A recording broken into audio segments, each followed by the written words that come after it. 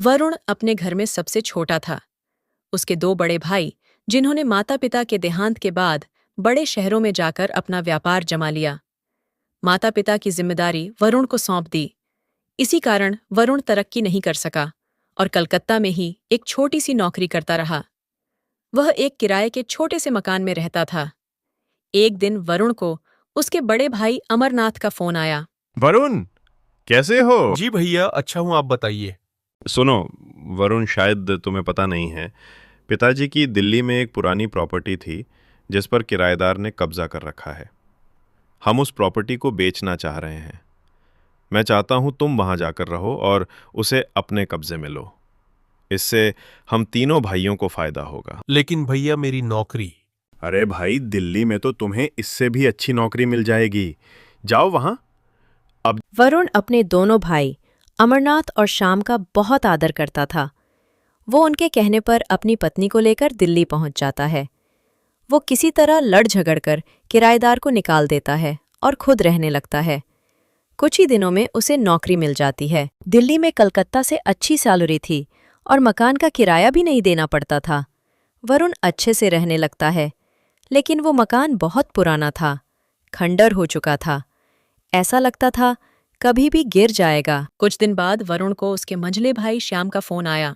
छोटे, कैसा है तू? भैया, मैं मजे में हूँ। दिल्ली में अच्छी नौकरी मिल गई है, सब अच्छे से चल रहा है। चल, अच्छा है। हाँ, एक बात तुझे बतानी थी। हम दोनों भाइयों ने 2 अगल मकान कलकत्ता में खरीद लिए हैं। अब हम यहीं रहेंगे, यहीं रहकर कारोबार करेंगे। ये तो बहुत अच्छी खबर दी आपने भैया। मैं तो कब से चाहता था आप दोनों वापस आ जाएं। हाँ, लेकिन अब तू बाहर चला गया। कोई बात नहीं भैया, कम से कम कोई तो है जो अपने शहर में रह रहा है। जब अमरनाथ को इस बात का पता लगा कि उनका भाई वरुण मकान में मजे से रह रहा है, तो उसने श्याम से बात की और दोनों मकान को बेचकर पैसा बनाने की तरकीब सोचने लगे। वरुण इस सब से बेखबर मजे से रह रहा था, लेकिन उसकी ये खुशी ज्यादा दिन टिक नहीं पाई। एक दिन मकान का कुछ हिस्सा गिर गया, जिसे मरम्मत कराने के लिए वरुण के पास पैसे नहीं थे। अमरनाथ और श्याम को जब ये बात पता लगी तो दोनों दिल्ली पहुंच गए। वरुण, यहां रहना खतरे से खाली नहीं है। मैं बात करता हूं, हम इसे बेच देते हैं। इससे तो तेरे हिस्से में पैसे आएं, उससे कलकत्ता में मकान खरीद लेना। वरुण तैयार हो गया। वैसे वो कलकत्ता में अपने भाइयों के साथ रहना चाहता था। अमरनाथ और श्याम प्रॉपर्टी बेचने के लिए दलालों से मिलने लगे। वरुण इस सब से बेखबर अपनी नौकरी करता रहा। वैसे तो तीनों भाइयों में बहुत प्यार था, लेकिन वरुण बहुत सीधा था। इधर उसके दोनों भाई पैसे के मामले में बहुत चालाक थे। एक दिन उस मकान का सौदा हो गया। वरुण ने भी कागज साइन कर दिए। तीनों प्रॉपर्टी बेचकर कलकत्ता पहुंच गए। वहां पहुंचकर वरुण ने वही पुराना मकान जो पहले किराए पर था ले लिया। 2 दिन बाद दोनों भाइयों ने वरुण को बुलाया और कहा, ये ले वरुण अपने हिस्से के पैसे। यह कहकर अमरनाथ उसे 5 लाख रुपए पकड़ा देते हैं। भैया, ये क्या है? मुझे तो पता लगा था कि मकान 30 लाख का बिका है और मेरे हिस्से में 10 लाख आएंगे। नहीं छोटे, किसी ने तुझे गलत बताया है। मकान 15 लाख का बिका है। भैया, आप ठीक कह रहे होंगे। एक काम कीजिए, ये पैसे भी आप रख लीजिए। मैं आपकी बहुत इज्जत करता हूं, लेकिन मुझे लगता है पैसों की जरूरत आपको मुझसे ज्यादा है। ये कहकर वरुण पैसे छोड़कर वापस घर आ जाता है। उसे विश्वास नहीं हो रहा था कि उसके दोनों भाई उसके साथ इतना बड़ा धोखा कर सकते हैं।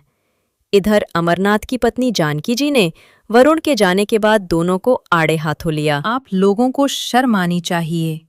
अगर उस समय सास ससुर जी की जिम्मेदारी वरुण ने ना उठाई होती तो आप ये लाखों रुपए कमा पाते। वो भी अपने माता पिता को छोड़कर पैसा कमाने जा सकता था। आज आप उसका हिस्सा मार रहे हैं। अपनी पत्नी की बात सुनकर अमरनाथ को बहुत पछतावा होता है। वो बेचारा आप दोनों का इतना आदर करता है कि चुपचाप चला गया, और कोई भाई होता तो आपको कचहरी में घसीटता। भैया, गलती तो हमसे हो गई। वो बेचारा किराए के मकान में रह रहा है और हमारे पास 2-2 बड़े मकान हैं। 1 महीने तक वरुण से उनकी कोई बातचीत नहीं होती। एक दिन दोनों भाई अपनी पत्नियों के साथ वरुण के घर पहुंच जाते हैं। आज रविवार था। वरुण घर पर ही था। अरे भैया, भाभी आप आइए, बैठिए। मैं अभी आपके लिए पानी लेकर आता हूं। बस वरुण, हम बहुत शर्मिंदा हैं। तेरे साथ हमने बहुत गलत व्यवहार किया। भैया भूल जाइए, हम सब में प्यार बना रहे। बस मुझे कुछ और नहीं चाहिए। ये ले वरुण, अपने मकान के कागज हमने पूरे पैसे से तेरे लिए मकान खरीद लिया, 30 लाख का। वरुण की आंखों से आंसू बह रहे थे। उसे देखकर अमरनाथ की आंखें भी नम हो गईं। वे उसी दिन वरुण का सामान नए घर में पहुंचाए और उसकी नौकरी छुड़वाकर उसे अपने व्यापार में शामिल कर लिया।